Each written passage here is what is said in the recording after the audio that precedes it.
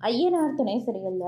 அடுத்து வர எபிசோட்ல நம்ம பாண்டி இருந்துட்டு, இந்நேரம் கண்டிப்பா உங்க வீட்ல இருக்கிறவங்க உன்ன தேட ஆரம்பிச்சிருப்பாங்க. தயவு செஞ்சு அவங்களுக்கு ஃபோன் பண்ணி, வந்துகிட்டு இருக்கேன்னு ஒரு வார்த்தை சொல்லிடு. இல்லாட்டி அன்னைக்கு மாதிரி ஏதாவது ஸ்டேஷனு அது இதுன்னு சொல்லி போயிட போறாங்க அப்படின்னு சொல்லிட்டு, பாண்டியன் வந்து வானத்துக்கிட்ட வந்து சொல்லிக்கிட்டு இருக்காங்க.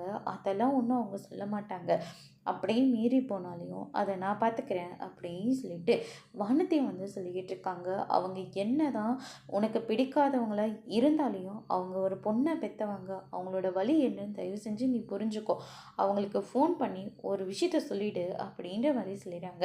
அதுக்கு அடுத்து தான் இந்த பக்கம் நம்ம வசந்த் இருந்துட்டு நேரா வீட்டுக்கு போயிட்டு, அந்த மெக்கானிக் ஷாப்காரங்க கூட தான் அவ பெங்களூர் வரைக்கும் போயிருக்கா அப்படின்ற மாரி சொல்லிடுறாங்க.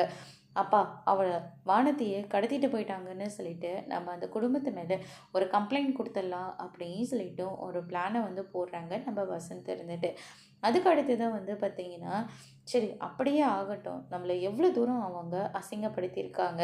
அதனால நம்ம பொண்ண கடத்திட்டு போயிட்டாங்கன்னு சொல்லி கம்ப்ளைண்ட் குடுத்துடலான்னு சொல்லிட்டு முடிவெடுத்து, பாண்டி, சேரன், சோழன் சொல்லிட்டு எல்லார் மேலேயும் வந்து கம்ப்ளைண்ட் குடுத்துடுறாங்க.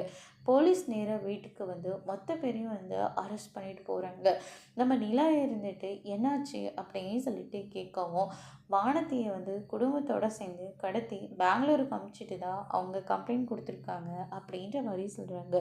இத கேட்டோன்னே சேரன், சோழ் எல்லாருமே வந்து பயங்கரமா ஷாக் ஆகுறாங்க. அதோட இன்னைக்கான பிரம்ம முடிச்சிருக்காங்க.